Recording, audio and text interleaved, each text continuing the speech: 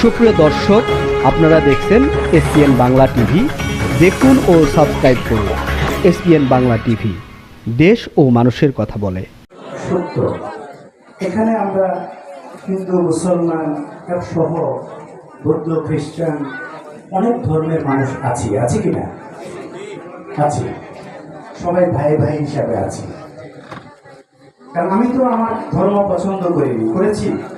আল্লাহকে বলেছি যে আমাকে মুসলিম ধর্মে, ইসলাম ধর্মে পাঠাও। হিন্দু কি বলেছে আমাকে হিন্দু ধর্মে পাঠাও। বৌদ্ধ কি বলেছে আমাকে বৌদ্ধ ধর্মে পাঠাও। কি বলেন? এটা আমার চাওয়া ছিল না, আমার প্রভুর চাওয়া যে আমি কোথায় থাকলে ভালো কাজ করতে পারবো, কোথায় থাকলে আমি ন্যায় বিচার প্রতিষ্ঠা করতে পারবো। এখানে কালো আছে, সাদা আছে, আছে না? হিন্দু আছে, বৌদ্ধ আছে, খ্রিস্টান আছে, আদিবাসী আছে, উপজাতি আছে, আছে কিনা? এবং নানা রকম পলিটিক্যাল পার্টির লোক আছে না? আমরা সবাই প্রতি কি শ্রদ্ধা জানাই, সম্মান জানাই। মানবাধিকার সংস্থা আছে না, আরো সামাজিক সাংস্কৃতিক সংগঠন আছে না? কারোর প্রতি আমাদের বিদ্বেষ নেই, আছে? আবার নানা পেশায় আমরা আছি। আমি ওকালতি পেশায় আছি, কি আপনারা জানেন? উকিল।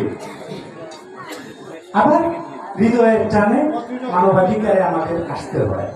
শুধু উকিল হয়ে জন্মাই নাই, কি বলেন? তাহলে তো আপনাদের এই ব্যথার সাথী হতাম না, আপনাদের এই ব্যথার কি সাথী হতাম না।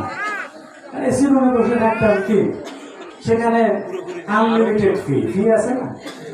আছে, কিন্তু সেটাই যথেষ্ট নয়। সেখানে আয় করতে হবে, ঠিক আছে, কিন্তু এটা গরিবের মধ্যে বিলাতে হবে, অসহায় মানুষের মধ্যে বিলাতে হবে, হবে কিনা? আজকেও আমরা আমাদের এই অনুষ্ঠানে একজন আমাদের প্রতিবন্ধী